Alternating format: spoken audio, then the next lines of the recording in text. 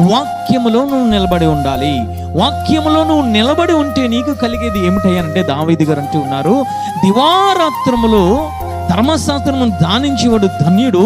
ఏమిటి ధన్యత అంటే, నువ్వు ఆకు వాడక తన కాలమందు ఫలమిచ్చు చెట్టు వలె ఉంటావు. నువ్వు మొట్టమొదటిది ప్రార్థనలో నిలకడగా ఉండాలి. రెండవదిగా నువ్వు వాక్యములో నిలకడగా ఉంటే నువ్వు ఫలించే అనుభవంలోనికి నువ్వు వస్తావు. హల్లెలూయా, నువ్వు ఫలిస్తావు.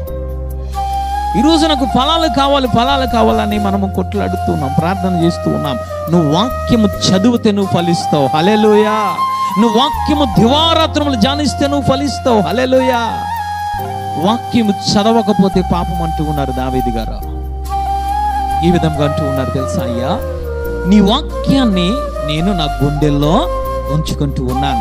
అంటే దాని అర్థం ఏమిటంటే, వాక్యము నువ్వు చదవకపోయినా, ఆ వాక్యము నువ్వు గ్రహించకపోయినా, ఆ గ్రహించిన వాక్యాన్ని నువ్వు గుండెల్లో పెట్టుకోకపోయినా అదే పాపం. అది సమూయేలు గారు అంటూ ఉన్నారు, ప్రార్థన లేకపోతే పాపం అంటూ ఉన్నారు.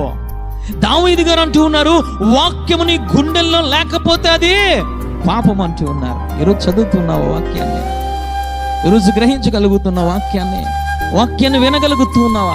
ఒకప్పుడు వాక్యం లేదు దావీదు గారిలో, అయినా పడిపోయా. ఈరోజు ఆయన మాట్లాడుతున్నారయ్యా, నేను పాపము చెయ్యకుండా ఉండునట్లు నేను ఏమి చేయాలో తెలుసా? వాక్యాన్ని నా గుండెల్లో పెట్టుకుంటూ ఉన్నాను. హల్లెలూయా. నా గుండెల నిండా వాక్యాన్ని నింపుకుంటూ ఉన్నాను. ఈరోజు నీ గుండెల నిండా వాక్యం లేకపోతే అది పాపమే. అందుకే ఆయన అంటున్నారు, దివారాత్రముల వాక్యము ధ్యానించేవాడు. హల్లెలూయా. నువ్వు ఫలిస్తావు. ఫలించకపోతే పాపం అంటూ ఉన్నాడు ఆయన. యోహాను గారు అదే మాట్లాడుతున్నారు, మీరు ఫలించకపోతే గొడ్డలి ఆయన చేతుల్లో ఉన్నది.